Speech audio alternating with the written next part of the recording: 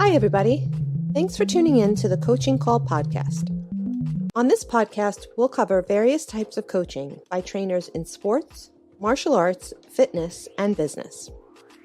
We'll discuss each coach's methods to getting the most out of their respective athletes or clients and how they attempt to change the platform in which they coach. Join us on a fun adventure as we discuss unique coaching styles.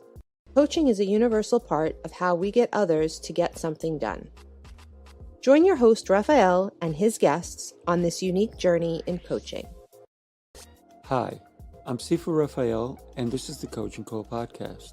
If you enjoy this episode, please subscribe and leave a review. This episode was made possible by listeners like you.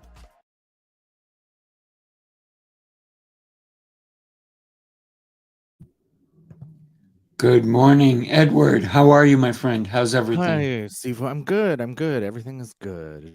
I almost thought you were not going to make it today. No, of course I always try to make it. Oh, you had me a little worried. How's everything?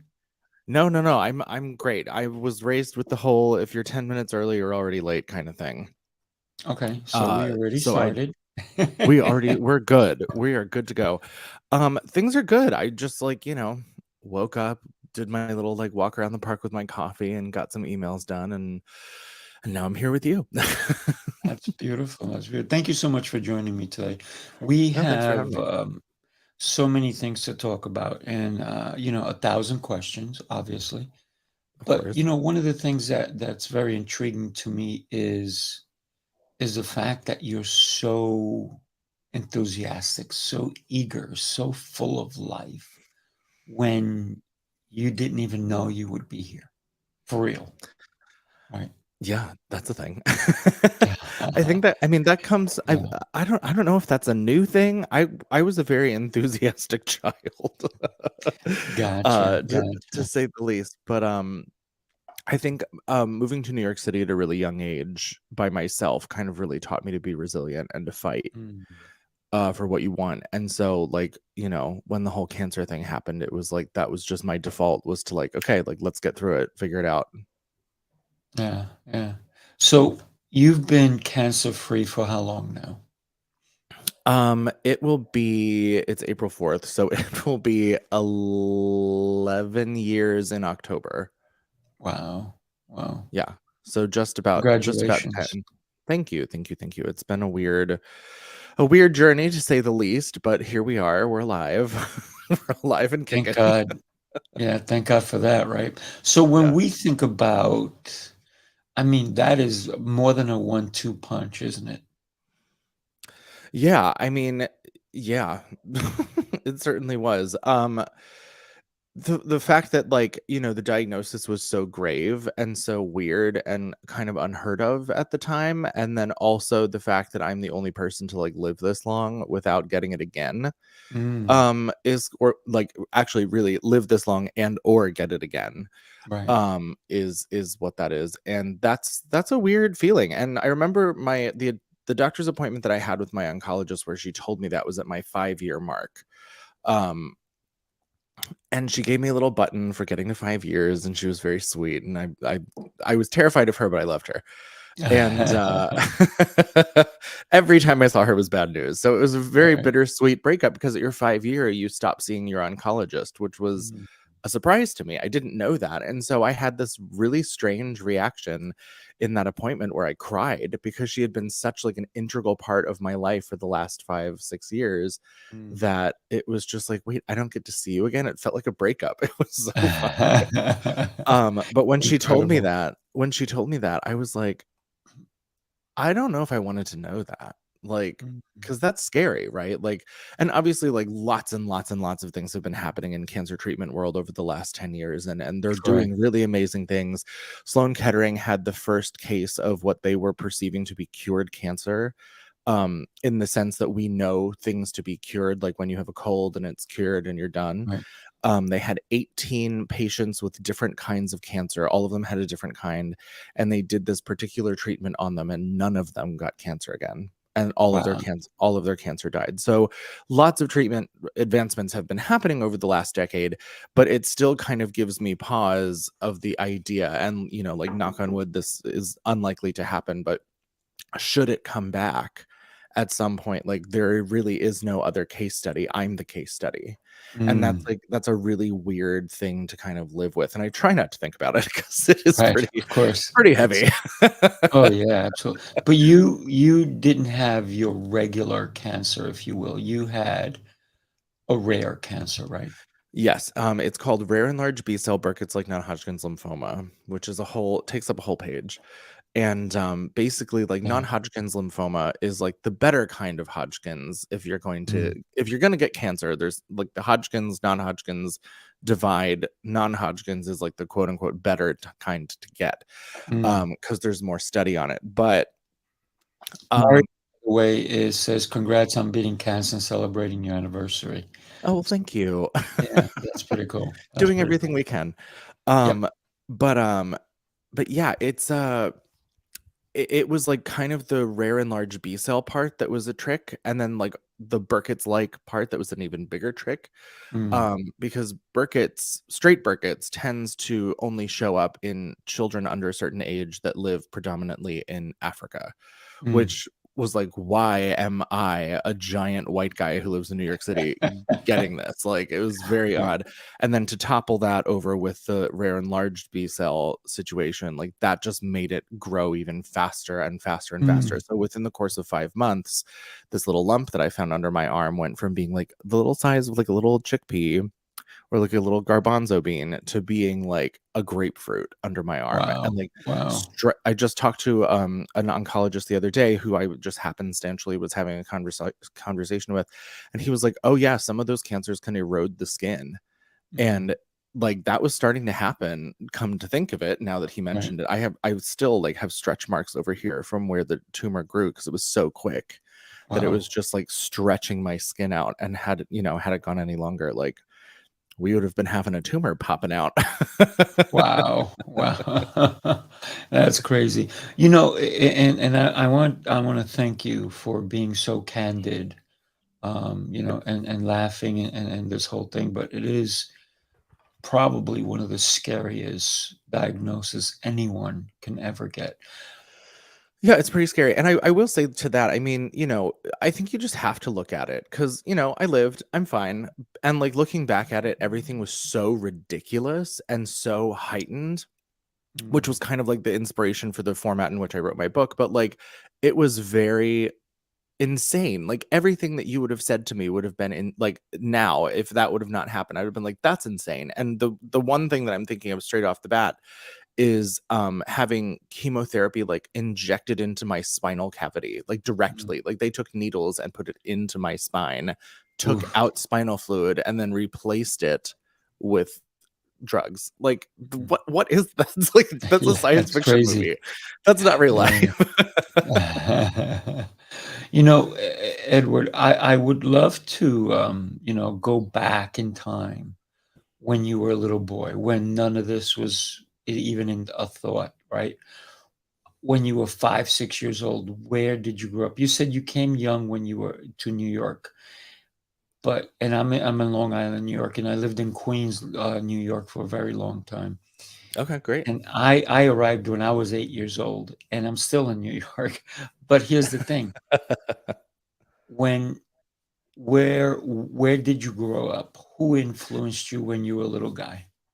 So I'm originally from central Pennsylvania, like the Lancaster, Hershey, thereabouts area, Amish country. Mm, So what I mean, really, like, we lived in farmland. Like, there wasn't really a whole lot to speak of as far as things to do. If we wanted to do anything, we had to drive like 45 minutes. mm, All of our neighbors were Amish, and we were in a town that was like 2,500 or less. It was really small, which was good and bad. I got the freedom to ride my bike all over the place if I wanted to. Me and my sisters were by ourselves a lot because both of our parents worked, but like, it was totally safe and it was all good. Like, we knew everyone. We got to bike to the pool, we got to walk down the street to the little like deli and the grocery store and whatnot. So it was cool. Like, we got a sense of independence very early. And, much to my parents' chagrin, because it was like, we don't need you. We can do it ourselves. But really, like, the inspiration then, I mean, TV was limited when we were kids because our parents wanted us to read. And, radio access was limited because they didn't want us to listen to the radio unless it was like the oldie station or whatnot. And they were just trying to protect their kids. I get that, but Right. I would say because of that, my inspiration, and this is gonna sound so corny, but like, it's my parents. Like, they're amazing. Like, my dad's a musician. My mom is also a musician, but she was a pharmacist and worked for her father, who owned a chain of pharmacies in the area. And she now runs a VA hospital, like, pharmacy, and she's a badass. And they both, like, were working for the most part. My dad had some pockets of time where he wasn't working, but like, they were both working full time and had 3 kids back to back, living in the middle of absolutely nothing. So, they really, made some sacrifices for us, and they really kind of kept things humming in a way that we didn't notice if anything was wrong or anything was missing. Or like, I look back at my childhood and people are like, oh, now I realize what was going on. And like, I kind of do, but it was unnoticeable. Like, my parents did such an amazing job at being parents when we were kids, and that, like, I don't think I have many bad memories that were not my fault. Like, I was a very enthusiastic kid, and so that kind of also led to me getting in some trouble. But it was never anything that they did or because of circumstance. It was just like me being a stupid kid. Gotcha. And how many kids are not? I mean, let's be honest. I mean, really. Kids are idiots. We all do the things that we're not supposed to do, right? I know. I mean, listen, humans are idiots. Adults are idiots. Like, we're all just like idiots moping around trying to figure out what to do. So you grew up amongst many Amish people. Did you become friends with them? No, I mean, our direct neighbors next to us were not. But like, all of the farms around us for the most part were. And they, infamously keep to themselves. And so we Right. would see them. We would see the buggies. We'd see them working out outside, but like, we never had really any interaction with them. I did have a babysitter growing up who was Mennonite, and we became friends with their family, and we'd go out with them and do things with them. They took us camping one time. And they were very, very cool. And I think it was lucky to have been able to grow up with around other cultures, where like the town that we lived in was not necessarily a homogenous zone of people. Most of them were white, and that's a different conversation. But like, we did have other people with other cultures around us, so that we could see that people were different, and it wasn't a shock when we moved to the big town next door, and we saw all kinds of different people. So yeah, I mean, I'm super, even though the town was like a hot mess and remains to be so, I'm super grateful that we were kind of in that isolated area so that we could gain our sense of independence as adults and as kids. When did you move out of the area? Oh my God, like as soon as possible. ASAP. I graduated high school because there was nothing there for me. Like, for what all that I wanted to do, there was absolutely no path for me there. And I knew that. I had always felt like I didn't belong, and I had always felt like an outsider. Gotcha. Because no one around me wanted anything, and I wanted so many things, and it just became so obvious to me, unfortunately, very early, that I needed to get out.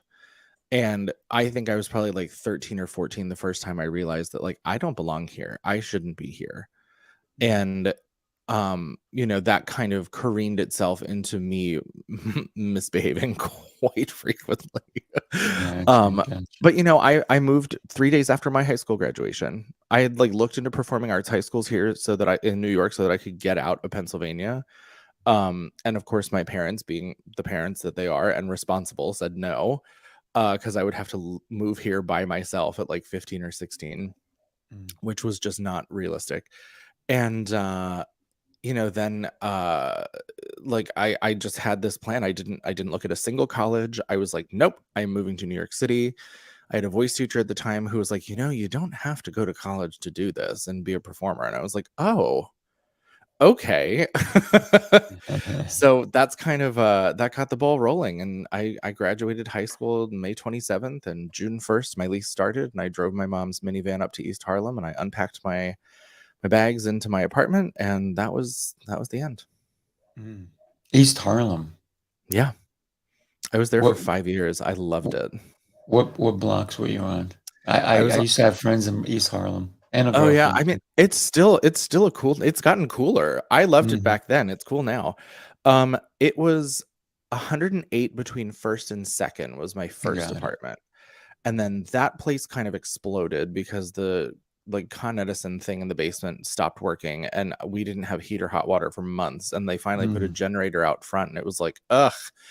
Um, and all signs pointed to leave. Like I had my window broken into through the fire escape the first week that I lived there. Like everything was like, don't stay here. But I was like, nope, I am staying.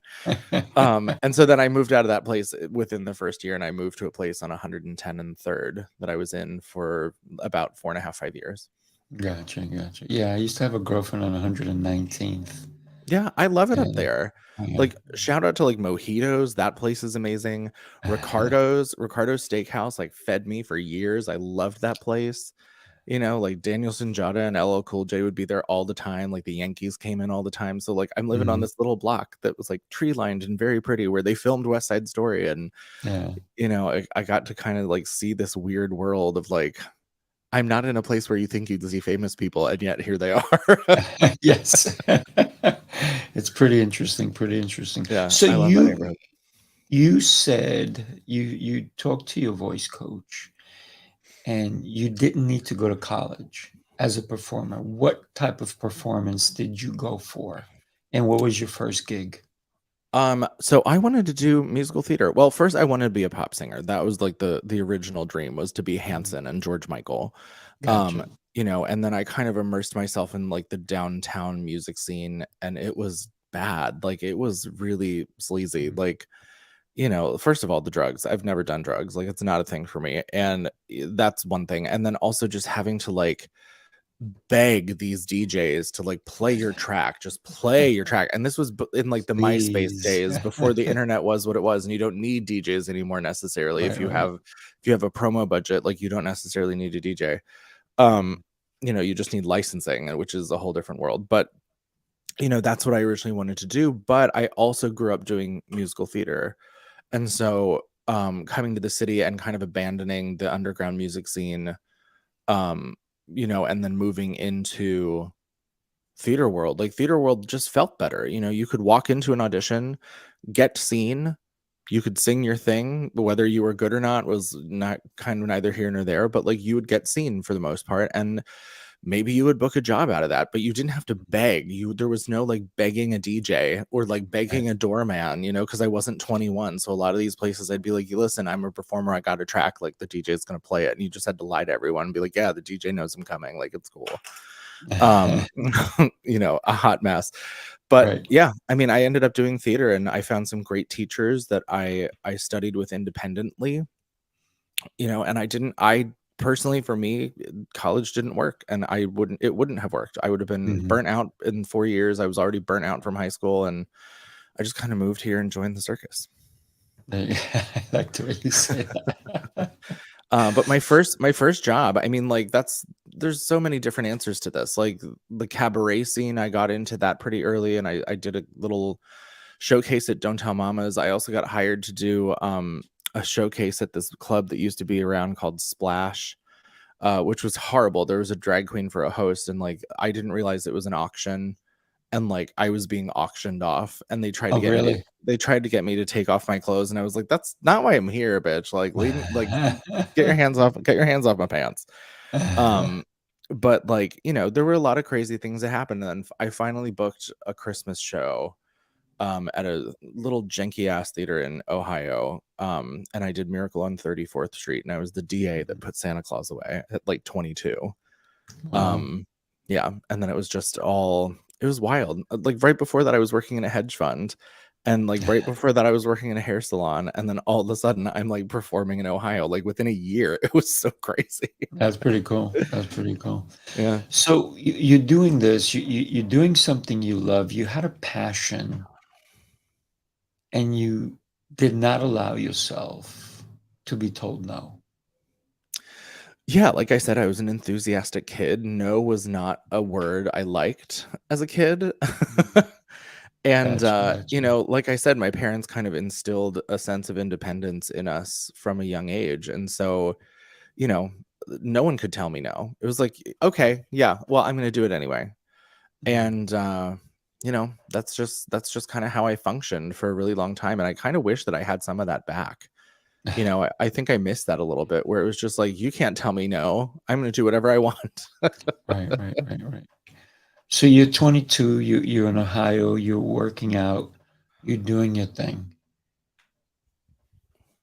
Did you not want to stay with that company because you came back to New York? Well, I mean, that's just how it works, right? Like you get a performing job, you're there for like 2 or 3 months, and then you go back to the city. It's like, you know, Got it. the audition process is an ongoing, never-ending audition, like job interview, basically. Like imagine going on a job interview every 2.5 months because your job ended. You know, like that's how it goes. And I did that for well over a decade. That's the entertainment industry, right? Yeah, man. Every time.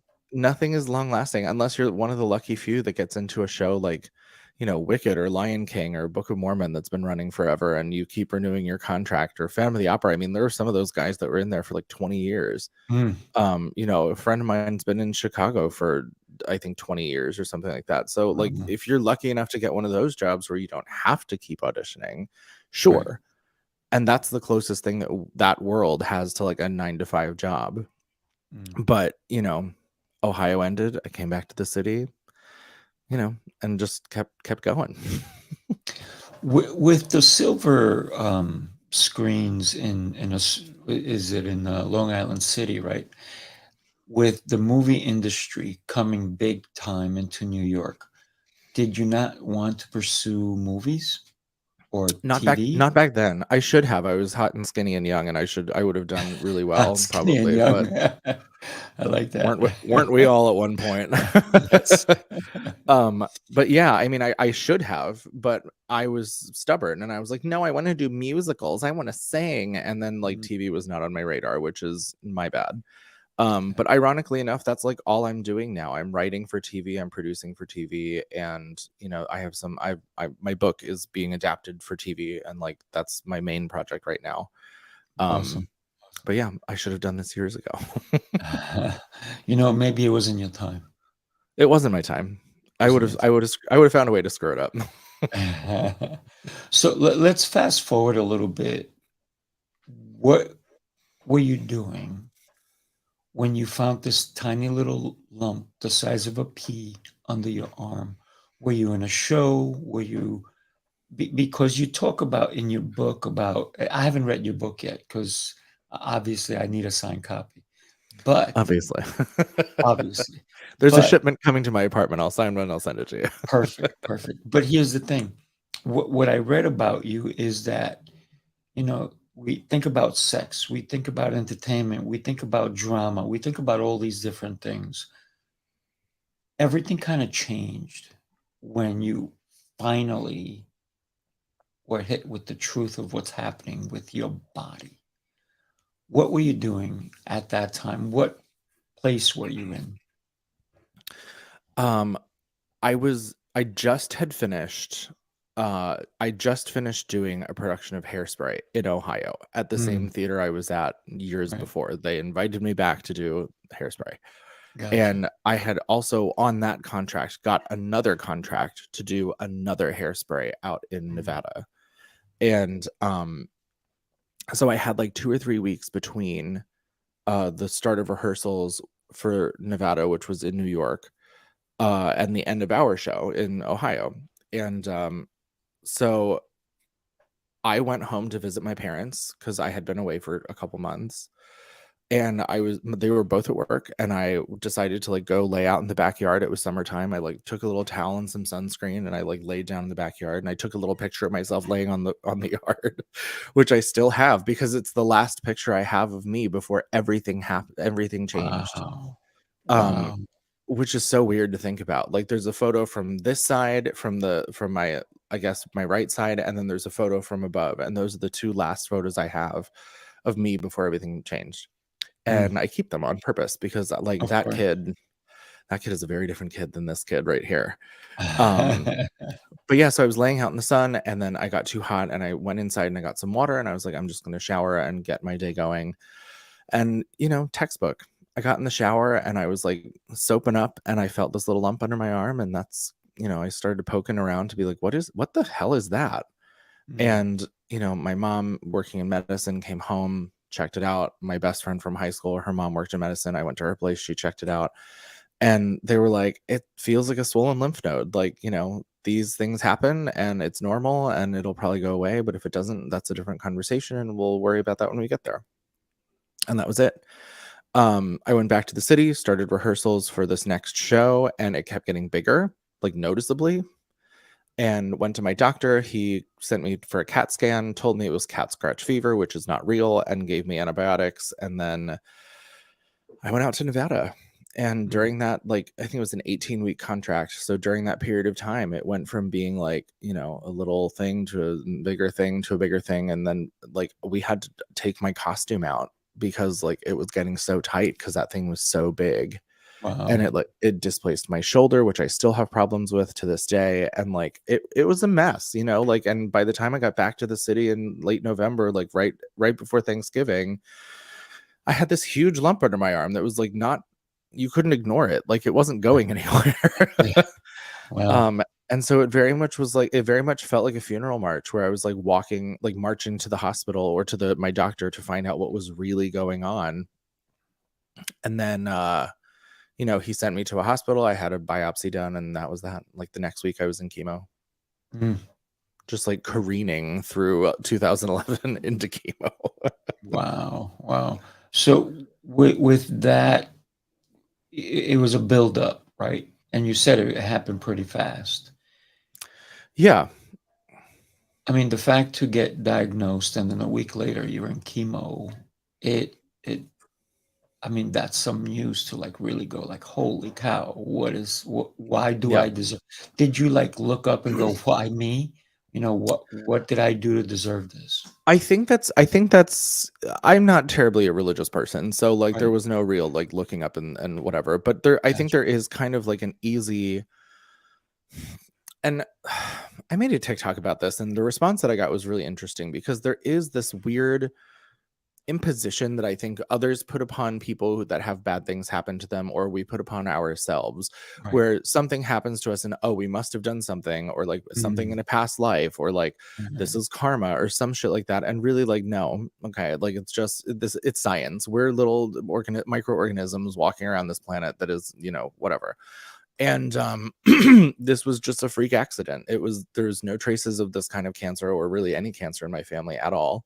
And it just kind of happened. And I don't think that it was really like, why me? It was because up until that point, my life had been so ridiculous and so like breakneck pace. Like I said, like in a year, I went from a hair salon to a hedge fund to performing on the road. And so like just these huge shifts and changes, it wasn't so much like, why did this happen to me? It was more like, of course this is happening to me. Right. Like look at the rest of my life. Like, absolutely, it makes sense that this is happening to me.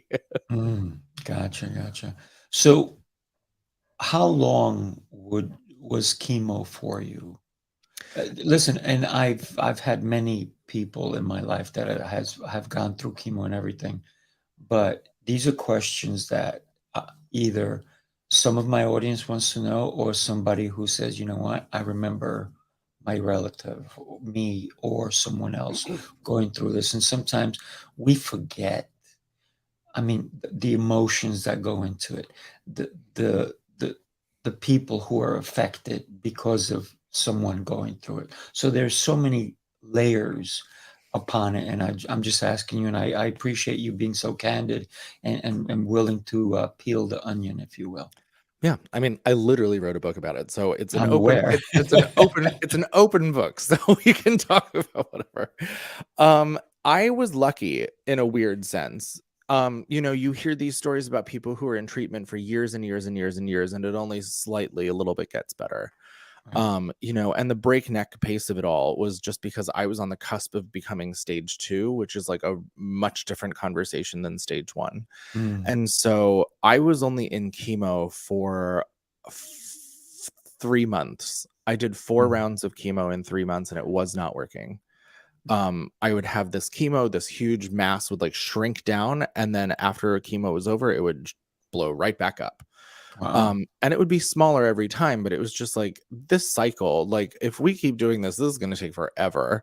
Mm, And so, we stopped the intravenous chemotherapy. We stopped the regular, like through my port chemotherapy. And then I went into radiation for 30 days, and that was another month. So we're now at mm, 4 months of treatment. And that seemed to work. It completely fried my skin, mm. which is still very supple, but Sure. it kind of froze it in time. Right, right. But like it killed it for the most part, and that wasn't enough for me or my oncologist, and we had a back and forth about it, and I ended up disagreeing with her, and I went to a different hospital and got a second opinion, where I found out that I had been misdiagnosed and that the cancer had actually spread to my spleen as well, which Mm, no one told us. We were like, what? wow.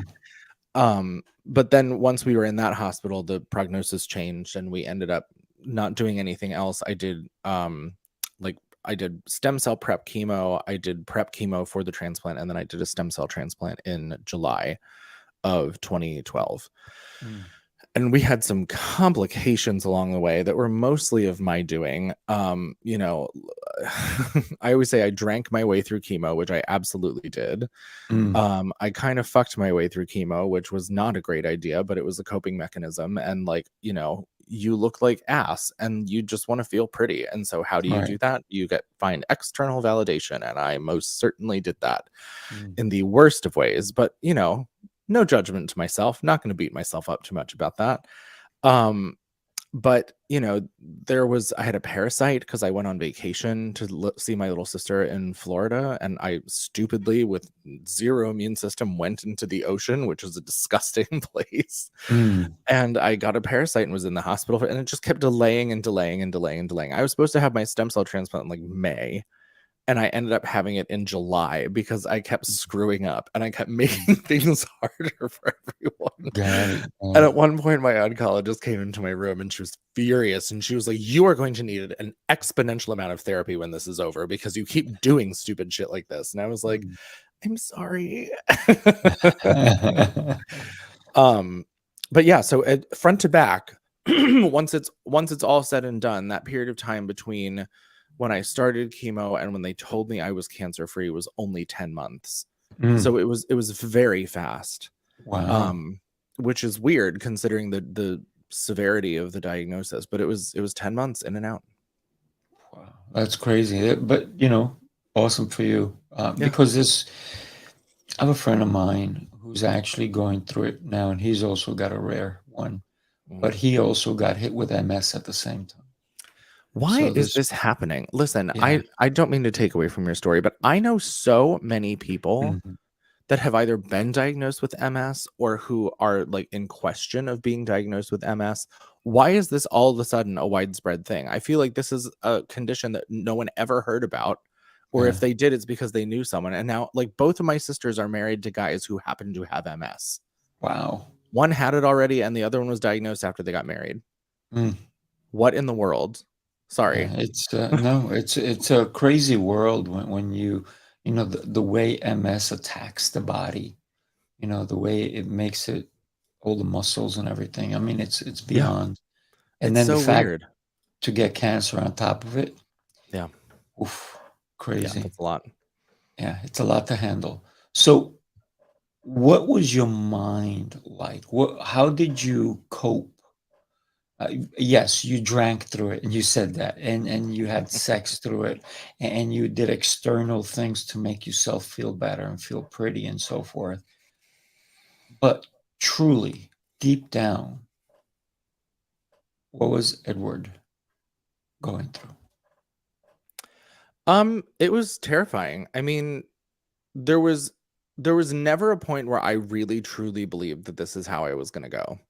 Mm, Um, I kind of always felt throughout the whole thing like I'll be fine. And there was a while where I was like questioning whether or not I was saying that because I needed to tell myself that, or if I was like really being like told by some higher energetic universal whatever you want to believe in that like I was going to be okay. But I never had a moment where I was like, this is it. This is like give up because it's over. mm, That never happened. And so I think because of that, I found ways to keep on. And regardless of whatever coping mechanisms I was using to kind of like self-medicate my mental health situation until I actually found a therapist, um, I found things to do. At that time, I started an online magazine because I was dating this guy. He was 6'10", and he broke up with me right before my stem cell transplant, which was horrifying in a number of ways. And he wanted to be a writer, but he couldn't get himself motivated to do anything. So he's wasn't a writer, and I made a suggestion to him that he start an online magazine for tall men as like a lifestyle piece, and he could write all right. about himself and whatever. He didn't want to do it. So I was like, fine. And after he broke up with me, I was like, and I'm going to take this idea because I think it's a brilliant idea. And I ran that magazine for 5 years, and I know he saw Wow. it. I know he saw it, and it made him so mad. And I was like, look, I gave you this idea. You did nothing with it. Mm. So it's mine now. So how tall are you? I'm 6'4". Okay. Yeah. Um, Which was weird because I could literally walk up to him and put my head like right here, like right. on his shoulder without bending down at all. It was the weirdest thing in the world. I loved it. Yeah, of course you He did. he was a cunt. He was a cunt. He was a cunt, but I loved doing that. Gotcha. One of the things that we sometimes don't realize that what relationships can do to an illness, right? Or what an illness can do to a relationship. It's really the other way to look at it, because it's either somebody's going to truly stick around, or they say, whoa, this is much more than I signed up for. And I'm not saying he did the right thing, but I'm saying maybe he couldn't handle it. He couldn't hack it. Absolutely. I talk about So, this a lot. I just had my article that was just came out in Insider was about this, and it kind of glazes over the ins and outs of it, but I talk about this pretty frequently. mm, And I won't mention names, doesn't deserve the spotlight, of but course. you know, some people are just not equipped for stuff like that. And I think Correct. statistically, I don't remember what the number is, but statistically, men have a huge percentage of leaving during a crisis. Mm, Um, whereas women don't. But I was 25, he was 24, like we were young and kind of stupid, him more than me, and like was not emotionally mature enough or willing or able, whatever version of that you want to use, right. to be able to stick around. And on top of that, he also started seeing someone else, Mm, which he then years later ended up marrying. So you're welcome. But at the time it was devastating because and I think the reason was I think I knew deep down that it wasn't going to work out. But mhm, because of my circumstances, I hung on to that because it was a shadow of the life I had beforehand that I was able to hold on to uh-huh, and was able to look at and say, when this is over, I get to do those things. mm, And in the end, like what he wanted and what I wanted would not have worked out because I won't get into it. But it just was, it's something that I needed despite that it wasn't right for him. mhm. Right. And I think I was more hurt that I had to face my reality from that breakup than I was about the breakup itself. He was a party trick. Like, he was this big oafy dude, and like, could memorize and rattle off facts about entertainment that were amusing and whatnot. And he was a party trick. I'd pull him out at parties and be like, hey, do the thing. And he would do it, and it would be wildly entertaining for a while. But in the end of it, and I'm not trying to be insulting, it really was amusing. But it was more so the fact that I had to face the truth, and his presence there allowed me to not have to. He might have done you a favor by absolutely stepping away. Absolutely did me a favor, and you don't realize it at the time, right? No, at the time I wanted personally. at the time I wanted to kill him, but of course. And you're in New York City now, right? Yeah, never left. Well, I got to tell you, I'm going to bring something up, and I definitely need you to come and join us. Let me share this with you and everybody else. Hold on. Okay.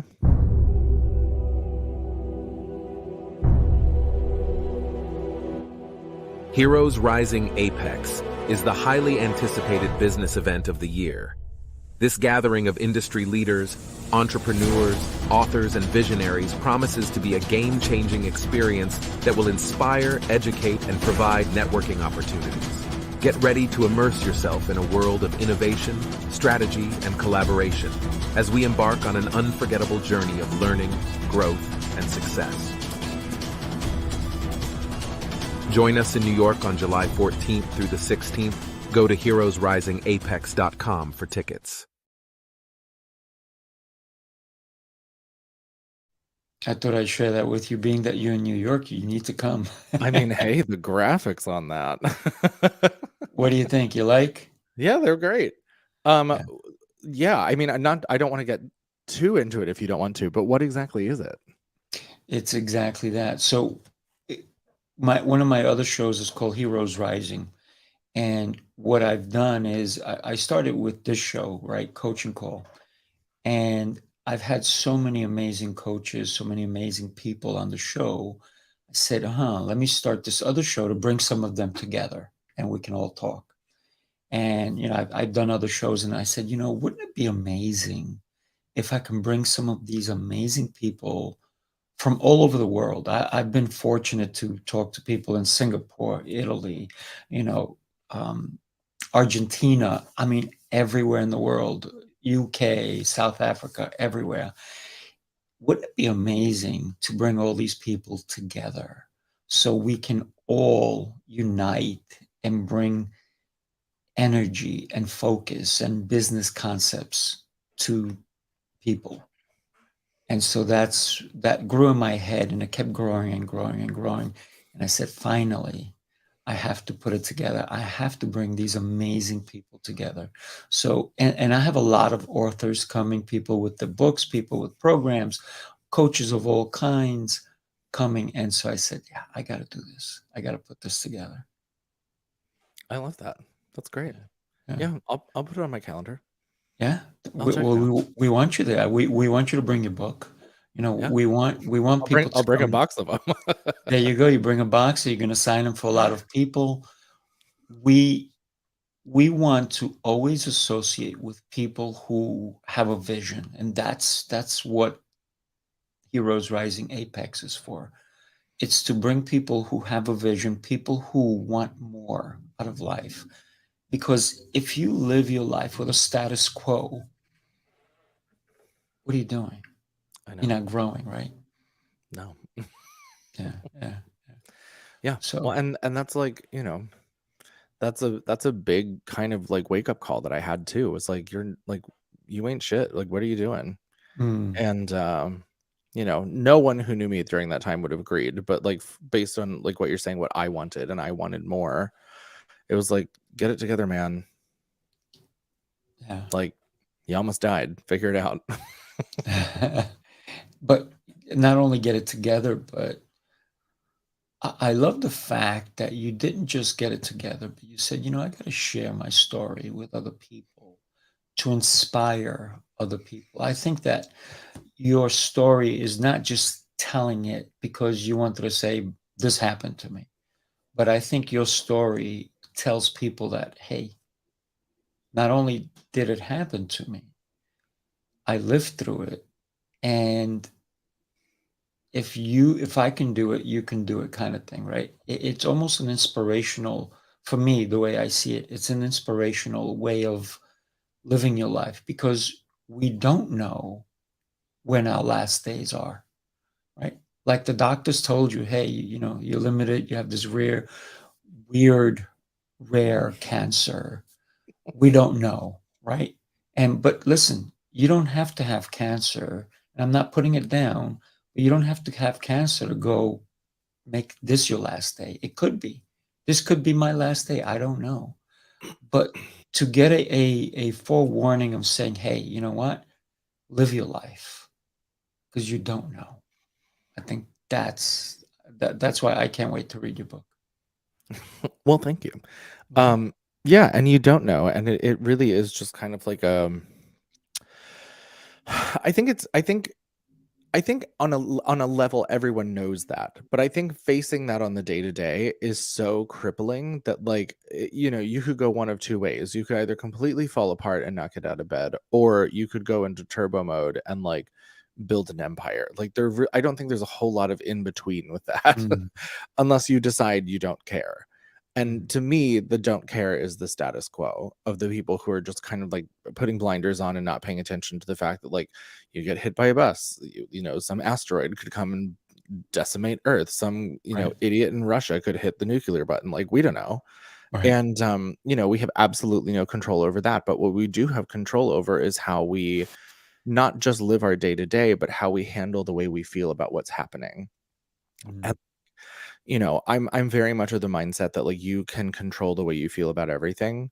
And certainly, like, whatever the innate emotion is, like, feel it, let it happen. But after that is what you're in charge of. Like, finding out I had cancer, could I have controlled the way I reacted to that? Yeah, probably. But like, that would not have been good for me. I needed to let that out. And there was a moment where, like, I kind of didn't really, up into the point where I had been checked into the hospital, I was just kind of like floating along. Like, it was facts and information, and I could feel myself mm, shutting down to like just get through the process of getting started for treatment. And right. then my first day being checked into the hospital was like, it was like a volcano had erupted inside of my body, and it just Mm, came out of every single pore. It was ugly, it was bad, it was not cute. And that was my, I guess, pent up reaction from the last like 5-6 months of not knowing what this thing under my arm was and what was going to happen. mm, It was clearly and definitively in front of me of what was going to happen. Even though that hospital had a really, really bad, um let's call it a welcome package, where like they didn't tell me what was really going to happen. They were just like, oh, you're mm, starting treatment today, and I didn't know what that meant at all. And mm, so there were some yeah. surprises that we were like, what Mm. what's happening? But It's it almost like going through the car wash and they didn't tell you roll your windows up, right? sort of, yeah. And then you're like, oh shit, shit, shit. Look at me, this is my age, I'm cranking a window, that's how old I Yes, am. I see that. That Oh was my funny. god, Jesus. What is this, the 90s? But like I'm a mess. But like, it was after that point where things started to settle that I was kind of like, okay, like, these are my circumstances, Mm, and okay, hand me my laptop and I'm going to figure out something to do. And I mm, didn't tell anyone on social media that this was happening. I was very quiet about it. I kept it to myself. I didn't want to be viewed as like the sick kid. mm, I kind of didn't want to have that looming over my head. And the only people that I really told were my closest friends and family. And that became, like you were asking earlier about what was something I did to kind of get through. And knowing that my friends were going to be there for me and my family was going to be there for me was one of the things that kept me going. Because in a circumstance like that, your friends leave, partners leave. One of my closest friends left, never heard from him again to this day. mm. Wow. And yeah. And it's definitely I think it's the singular thing that kind of kept me going, other than like the things I would distract myself with from reality.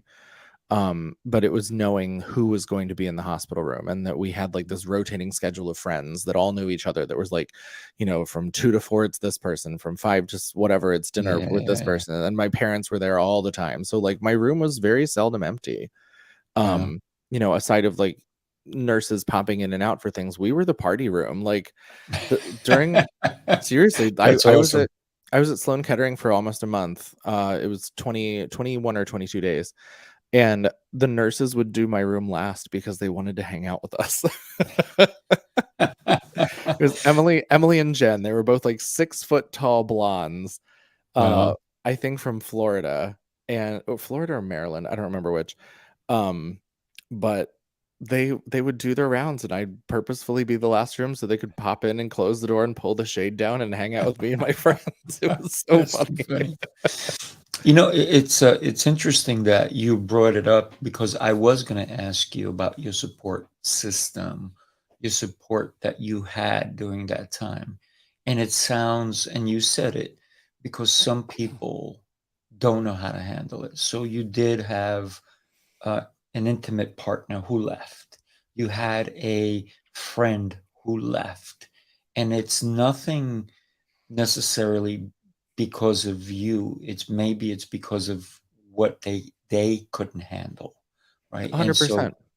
I don't always blame people for what their actions are, because I don't understand, and I'm not in their brain, so we can't know why. We can only assume, and that's a problem when we assume, right? So when we think about the support that you had, and the fact that you had a room that was constantly busy with different friends, your family, your parents coming in and supporting you, that's huge, because that allows you to be stronger, I believe. Yeah. I'm sure it did for you, right? Oh my God, yeah. I mean, they lifted me up in ways that I don't even think they realized that they were doing. Mhm. One of my favorite stories is like, again, I was the party room, but it wasn't like doing shots between chemo rounds at Yeah, that of point. course. But Yeah. although, Although it could have happened. yeah, it could have been. But, yeah, I mean, I had a couple people over, and I want to say it was like 6 p.m. Doesn't matter what time it was. My mom was there, and a couple of my friends were there, and I was like, you know what? Like, let's order food. Like the hospital has this whole kitchen. I'm staying Mm. here. It's free. Let's do it. And so I called down to the kitchen, and I was like, hi, can I get like 3 pizzas, please? And it was just like the smaller pizzas. It wasn't like a Right. huge whatever. And they were like, we can only do 1 per room. And it was the day before I was going to have my stem cell transplant start. Like the thing that was going to like kill me was going to start. Right. And so I was kind of a snotty bitch, and I was just like, I might die tomorrow, so like, can you just bring up the fucking pizzas? And they did it. So apologies to the staff person I spoke to, but Right, I'm sure.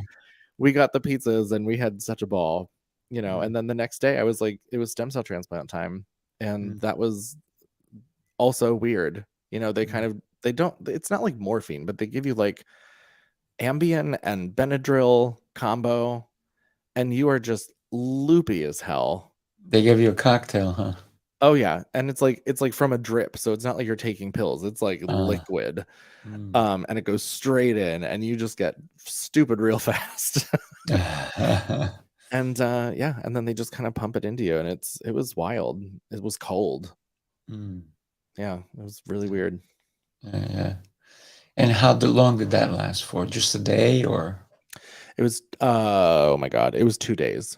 2 Mm. days. So the way that it works is you get checked in, and you do like really intense chemo. Like the way that it was described to me is that it's the highest dose of chemo that they can give you before it kills you, which Mm. is why I had so much resistance to the stem cell transplant, because I was like, if you think for 1 second I'm going to let you do that. So they do that, and then you just kind of sit, and it's maddening. You sit for days, and you wait for your numbers to completely crash so that all of your platelets, white blood cells, everything else are at 0. Wow. And once they're at 0, you are in quarantine, you are isolated. Anyone coming in and out of the room has to wear like full PPE, like even little boots on the shoes and the gowns and the masks and the hair things, because there was zero immune system to speak of, literally. Right. Wow. And then at that point, they reinfuse the stem cells that they've collected from you. Mine was autologous, so I was my own donor. In some cases, you're not your own donor, and that's a different conversation. But they then take the giant bag. It's like this weird color red stem cell things that have been like radiated and treated, and they just like pump it into you, and it takes a couple hours. I had two or three bags that I had to do of that, that were pretty sizable, and that took about 2 days. And then again, you just sit until your numbers go back up. And you hope that your numbers go up, because if the graft doesn't take, because essentially you're grafting your stem cells back into your body, if it doesn't take, then like you have no immune system, dude, and you're stuck there. And it's really risky. John Travolta, right? Yeah, kind of. When he did the movie with the boy in the bubble. Yeah, pretty much. I mean, literally, that's what I was. I was in a hermetically sealed room that like I couldn't leave for the better part of almost 2 weeks. But after 11 days, my numbers started to spike, and then I was let go, and I could go out into the world. It was July. It was hot as hell that year, and had to relearn how to do everything. I had dietary restrictions. I had physical restrictions. Because like my blood counts were still a little shaky, and, we did it with barely enough stem cell to do an autologous stem cell transplant. And, I didn't even ask what I didn't even ask the question of like, what happens if this doesn't work? What do we do next? I didn't, which is so out of character for me, because I want to know what's going to happen. Yeah. And then I had a 100-day window between being let out and being told I was good, where things were monitored. I had to change the way I ate. I had to be physically active to the best of my ability. Like sometimes it was hard to walk down the block, and come back. So it was a process, but my mom was there for all of it. My dad was there for all of it. We would take little walks down to the river and sit on the bench by the Hudson. I lived in the Upper West at the time. And, I actually have like, despite the fact that it was like a really shit time, I have some really, really good memories from that time. Despite what I was going through. Yeah. And that's something that I like, I did an interview a while ago where someone asked, I always get asked like, what would you tell people who are going to be going through a similar situation? And I used to try and come up with like good answers, like things that I think people want to hear, but really what I think the answer is, and what I will stick by, is even though everything is total shit, and like you're not happy, you look like crap, you feel like crap, everything is scary, everything is in flux, and it's very destabilizing. Right. Find moments to have fun and make memories, so that you can look back at that time and be like, you know what, that was terrible, but these were the highlights. And I can tell you what the highlight reel is. Like, I know exactly, if you were to ask me what the best times about that period of time were, I know exactly what I would say. Because Give me one. The pizza party was one of them for sure. Right. And then there was like, there was a party at my apartment where we shaved my head, and like everyone came over, and it was the first time I did pot brownies, which was a whole mess in and of itself. But it's like lore amongst the friends that were there. Like to this day, we still bring it up because it's still so funny. But like, yeah, I mean, there was just stuff like that that were memory makers during a time that like I didn't think I would want to remember. And there are parts of it where I absolutely do. And it's great. And I love looking back at it. Those friends that were there are still in my life to this day. A lot of us are going on anywhere between like 13 to 18 years of friendship. And, and most of them were there in the hospital room with me. Wow. It's just incredible, your story and what you've gone through, and the fact that you saw the beauty in it, in this turmoil, if you will, but you saw the beauty, you saw who really stood there for you, who stood at your side, right? Because sometimes even family can't handle it and they leave too, right? Oh, yeah. Oh yeah. So tell me, you went through this incredible, let's call it adventure, because it sounds like you had your ups and you had your downs, right? Oh Almost yeah. like a roller coaster, if you will, right? Yeah. You went through this your own ride. What motivated you? Because I'm thinking your parents had you read books when you were a child Oh instead of yeah. watching movies or listening to radio. What motivated you to say, I'm going to put this in a book? It actually had absolutely nothing to do with me. Mm. Which I think is kind of strange. I'd met someone who had recently been told that they were cancer free. It had been like a couple months. Mm. They had, I don't remember what stage it was. I want to say it was like stage 2 testicular cancer or something like that. Mm. And they went through treatment, they did all the things. And when I spoke to them, it was just like, they had offered, once I had like found out that they had been cancer free for a short period of time, I asked them how they were doing, and they basically gave me this rundown of like, I can't stand being around my friends. I am having a hard time talking to anyone or listening to anyone. I don't want to get up and go to work. I don't want to do anything. I want to be left alone because it feels so unimportant. Huh. And at this point, I had been 3 years out. And that 3-year period of time was exactly that. It was like it was questioning everything. Like, do I want to stay friends with these people? Like, and these are the people that were there. And I was like, why am I thinking this? Like, and part of that I'll attribute to chemo brain, because that's a real thing. But the other part of it is just like you question like life and your mortality and what you're doing and how important it is. And does it really matter to go like sing and dance on a fucking stage somewhere in the middle of Indiana? Like, who cares? And it was a lot of recalibrating things for myself. And when he said that to me, and he was like, he was not a performer. Like, he's a New Yorker, lives in Brooklyn. Like, his family's from here generations deep. And he was just like, I don't know what to do. And we had this very long conversation about this. And I asked him questions, and he was very forthcoming with information. And, I barely knew this person. And, we kind of compared notes, essentially. Like, what was it like for you 3 years ago? And it was like, well, it was trash. And this is what happened. And then kind of realizing that there's truth to this. This seemed to be a universal truth, because after I spoke with him, I called a couple other friends of mine who had gone through cancer experiences that were not similar to mine, but they were younger when they had it. And so I wanted to talk to them, like, when you were done, like, how did you feel, this, that, and the next thing? And every single one of them said the same thing without me prompting them of anything. I just was like, how did you, like, let me just ask you a quick question.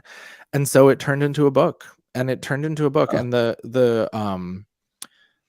had a lot of people talking into my ear about doing a one-man show. And if I have to see another one-man show, I'm going to just like, I just can't. I'm just going to go jump at the Hudson. I can't do it. But like, so that wasn't appealing to me.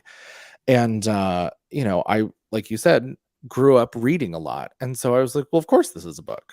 Of course it is.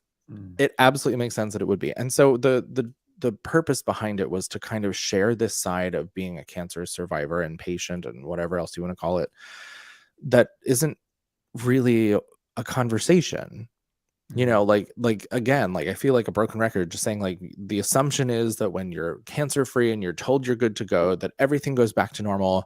And it's just like balloons and sparklers and and birthday cake every year on your new cancer birthday. Like, and you can choose to do that, and that's fine, but that's so hollow. And it just wasn't how it was for me at all. It was like, oh, you're cancer free. And I sat at my desk and I had a good cry about it. And it was like, thank God that's over, kind of thing. And then it was the real work, which was rebuilding a life that I thought I wanted, because the one I had before was completely decimated.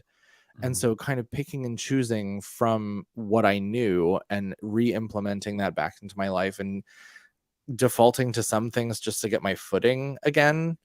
Because everything is different. Like, you look different, you feel different, shit's gone down that makes you be different. Like, there's a lot to contend with. And so, being able to make that choice of like, I'm going to change the things that I want to change, and putting that into writing and talking about those things, and not just post cancer, but during, because I do talk about, relationship changes during treatment and how people leave. And I do talk about sex and alcohol and drugs and, sex, drugs, and cancer, like that's my favorite tagline so far.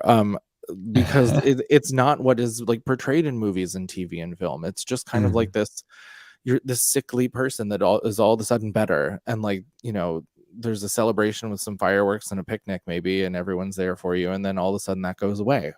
And they don't really talk. And they don't talk about what happens when they go away, right? Like happily ever after doesn't end at happily ever after, like, and to a degree, like surviving cancer, that's the happily ever after moment, but you still continue living. So you have to figure that out. And that's not really a conversation there at the time, at least, I don't think there weren't a whole lot of resources available to kind of to have that conversation. So I created one.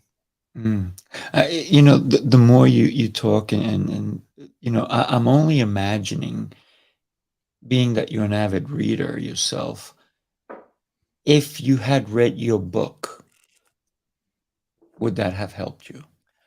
And then the other thing is, I'm thinking that, think of a big company and they rebranded themselves. Sounds like that's what you did. You rebranded yourself. And then the other one is, how would your book have helped you? Well, I mean, first of all, you hit the nail right on the head. I work in branding, marketing, and sales. So like that's my jam. It's what I do. I love doing it. I think if I would have read my book, I would have been like, who is this absolutely insane human being? But then also probably would have been like, oh yeah, I know what that feels like. And because that's the point of view that I wrote it from. I didn't necessarily write it from my point of view. Like, yes, it is my story, in fact, but I wrote it from the headspace of someone like the person I met right after, or the other friends that I had who had cancer, who looked in hindsight and were like, what just happened to me? Like, it's shell shock in a way. Like there's definitely like a component of PTSD that's kind of tied to it. And, I wrote it with the intention of being able to say, like, you're not crazy. Like, what you're feeling is legit, because you had a life and now you don't. And now you need to figure out how to make that happen for yourself again. And it's wild. And I just felt that I needed to get it out and to talk about it, because I couldn't find anything that did. Everything was like, cancer sucks, or fuck cancer, and those organizations do great things, but it's not the conversation. Like, duh, cancer sucks, and yes, fuck cancer, it sucks. Okay, what's the solution? Yeah, right. Exactly. Now what? It's like, you're cancer free, great. Okay, now what? It's the same thing. And I don't mean to call those organizations out by name and like shit on them, but like, because again, they do great work. CancerCon is coming up in 2 weeks. I'm going to that. And that's sponsored by Cancer Sucks, I believe. But I'm so curious to see what that's going to be like, because one of the reasons I didn't implement going to support groups was because I didn't want to sit around all day and be sad with people who were sad. Yeah. And so again, I made this book as funny as I could make it, because there's a need for that. Like, it keeps you on your toes and it keeps you entertained. And I had so much need to be entertained. And I also had so much need to be connected with, and I didn't get that part. Like, I binged all of Mad Men. Great. So did I, by the way. Right. Great like, show. All of that, I binged all of Gossip Girl and all of Smash and all of the things, but like, I still didn't have that piece where it was like, someone gets it. Like, someone is telling this version of what is going on. And being an actor and a writer, that's what we do anyway. So why not implement that onto a page? Yeah.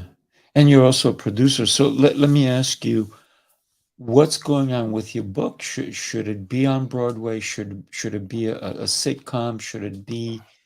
What should it be? What's the next step for your book, or for you creating this space to help more people? Do you know the show Crazy Ex-Girlfriend? Oh, yeah. that. Okay, cool. Yeah. Cool. Already adapting the script. Some of the music is written. I'm hoping to have this done by the end of the summer so we can go into pre-pro and kind of get like finance stuff in line to start shooting. Awesome. But it's going to be very much, like Crazy Ex-Girlfriend is about like mental health, but they like make it very shiny and entertaining. And then like Zoe's Extended Playlist, like that's about grief, but they make it very shiny and fun and entertaining. And so I'm going to do the same thing with cancer and survivorship and make it very entertaining and glossy and fun. And I have a dark sense of humor, so that'll be there too, but it's very much but it's awesome. It's very much in that vein. And I think what I would love to do, and this is kind of like the bigger, larger picture that I'm not even sure how to go about doing this necessarily. Do you remember the show Smash? I just mentioned it, but I didn't ask you if you knew what it was. I never Do you saw remember that one. Yeah, I didn't saw that one. So it was like the making of this musical called Bombshell, and it was like all these Broadway stars were in it, and this, that, and the next thing. And in my like marketing brain, I was sitting in my hospital watching the show, and I was like, there was an episode, I don't remember which, but I was like, oh my God, they're going to put this on Broadway.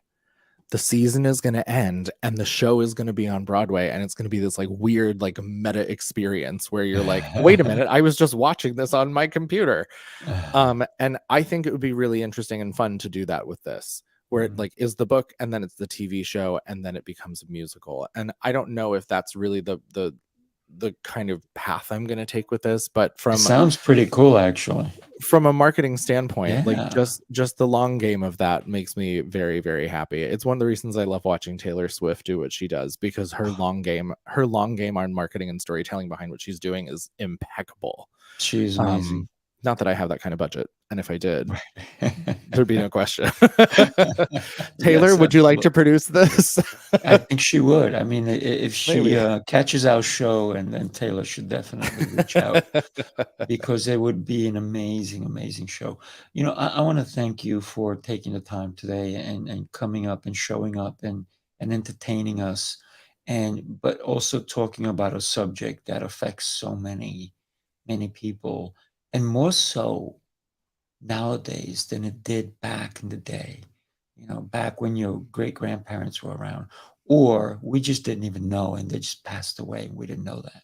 So there is more happening with it. And you talked about advancements in technology and in science and how things and people are getting to know by accident. Here's the crazy thing. I didn't even think today when I put on this pink shirt. I did not think.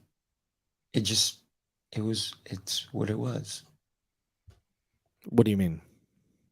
Pink to support cancer, right?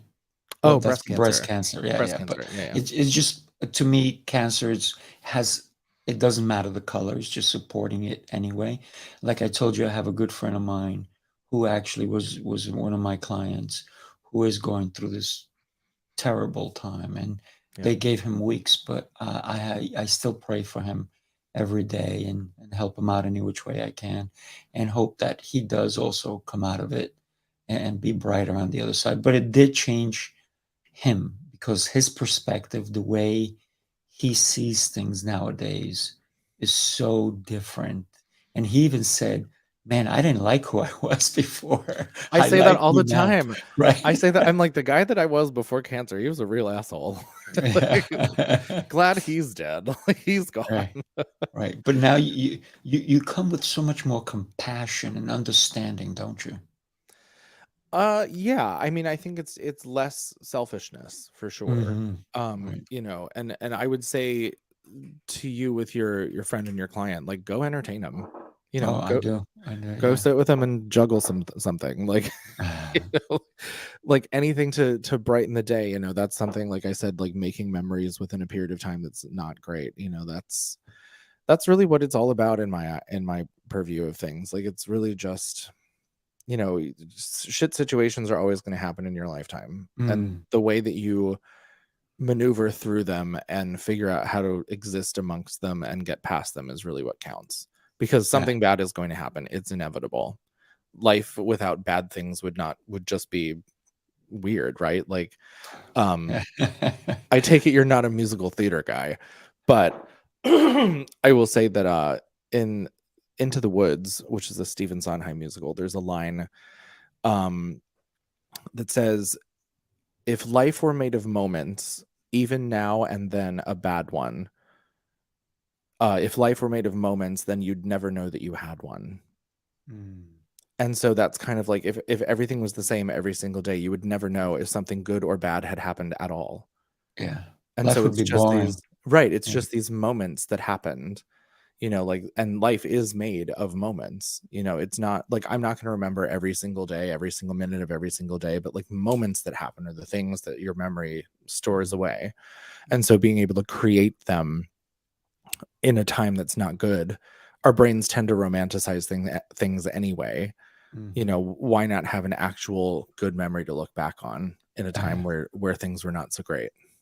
I love your word of advice for everybody to go and support someone if you do know someone in any situation. And it's not just cancer, but anybody going through anything that can be detrimental to their health, and just go be there and support them and make them laugh. I think laughter is one of the best medicines that we should implore and use daily, even when people are going through a hard time. I mean, if we can make them laugh, and a lot of people will be in the room, they'll go, "Why are you trying to make them laugh?" It's because it brings a Why smile on wouldn't their I? face. Who Yeah, it doesn't want brings a people to who smile. doesn't want people to laugh? What is wrong Yes. with that person? Well, because, you know, they're in the doom and gloom type of, you know, but Get out. we gotta enjoy every minute, right? No matter Yeah. what it is. I used to tell people that came to visit me, like, no crying in my room. Absolutely none. I was like, if you need to cry, that's fine, but leave the room. Yeah. You know, Yeah. and that's, you know, part of it. Maybe that's the fun, tricky way to brainwash myself during that period of time. But it really is just like the support and the entertainment and the ability to like laugh during anything. You know, like, it's where the dark sense of humor kind of comes from. Yes, yes. You know, I've had such a great time getting to know you today, and I know that our connection is gonna stay long for a very, very, very long time. And I appreciate you, and I appreciate everything you're doing. I can't wait not only to read your book, but to see your show on TV and go to Broadway to check out the actual show. Because I've been to a few Broadway Here's shows, you hoping. know. What have you seen?